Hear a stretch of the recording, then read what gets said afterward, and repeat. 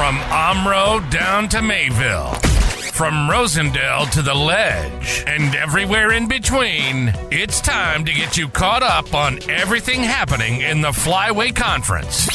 This is the Flyway Focus Sport Report, your home for the best whip-around coverage of your favorite local teams. Now, with all the latest, here's Jordan King.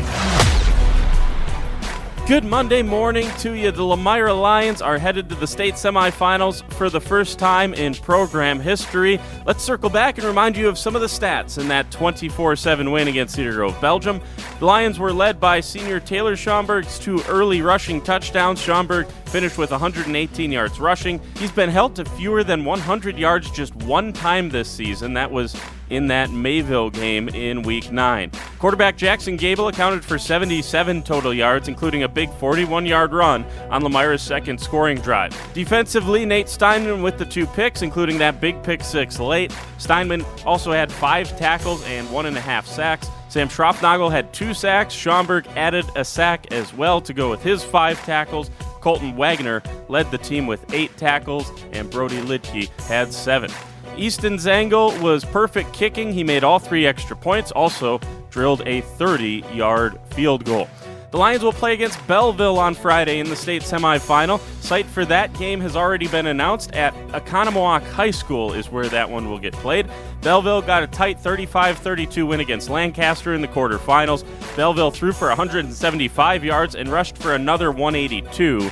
Logan Dirk had 115 yards and 2 touchdowns on the ground. He also had 76 yards receiving and caught a 55-yard touchdown pass.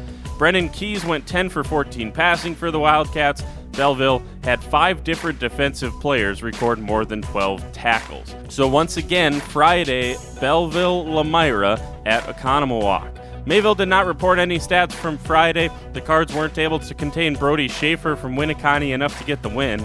Schaefer accounted for 209 yards and all 3 touchdowns, 2 rushing, 1 passing. As part of his 209 total yards, Schaefer had 28 yards receiving.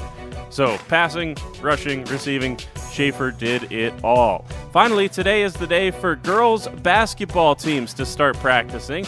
Winter sports season is on the horizon, but for now, we're still all in on Lemira football. Tomorrow we'll talk fall all-conference teams for volleyball, boys soccer, and football. Talk to you then. For the Flyway's Focus Sports Report, I'm Jordan King.